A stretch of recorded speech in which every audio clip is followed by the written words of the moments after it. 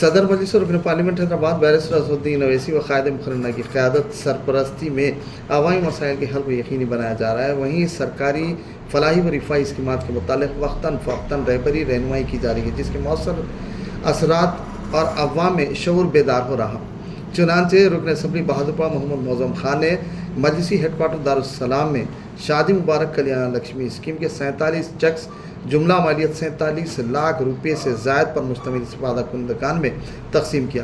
اس دوران عوام سے اپیل کی کہ وہ کسی بھی عوامی مسئلے پر متعلقہ قائدین سے رجوع ہوں اور جلد سے جلد مسائل کی یکسوئی کو یقینی بنائیں۔ رکن اسمبلی نے اپنے خطاب میں مزید تفصیلات بتائیں۔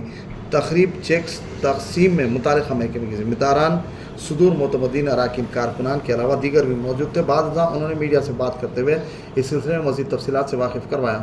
اتھارٹی کی جانب سے آٹوؤں کو دیا گیا اور جتنے بھی دیگر اسکیمات ہیں گورنمنٹ کی جانب سے مجلس اتحاد المسلمین کی نمائندگی کے اوپر سارے اسکیمات کو لائے گئے ہیں، اور اس کا نتیجہ دیکھ سکتے ہیں آپ کہ عوام آج اس اسکیمات سے فائدہ اٹھا رہی ہے۔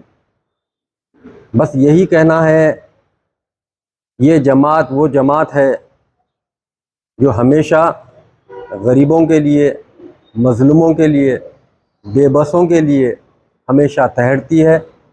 نہ صرف آج تلنگانہ کے حد تک مجلس اتحاد المسلمین محدود ہے، یہ جماعت آج ہندوستان میں ہر غریب کی نمائندگی کر رہی ہے۔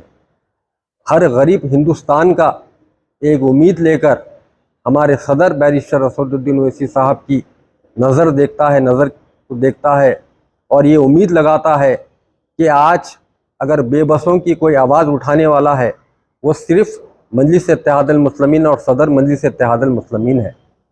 بس ہمارے کو یہی کرنا ہے کہ ہمارے صدر کہتے ہیں ہمارے سے، ایم ایل اے سے، کارپوریٹر سے، ورکر سے، بس آپ کا یہی کام ہے، آپ عوام کے درمیان میں رہیے، عوام کی تکلیف کو سمجھیے، عوام کے واسطے رہیے، عوام کے مسائل کو دور کرنے کی کوشش کریے، ان کے ہر الفاظ کو مجلس اتحاد المسلمین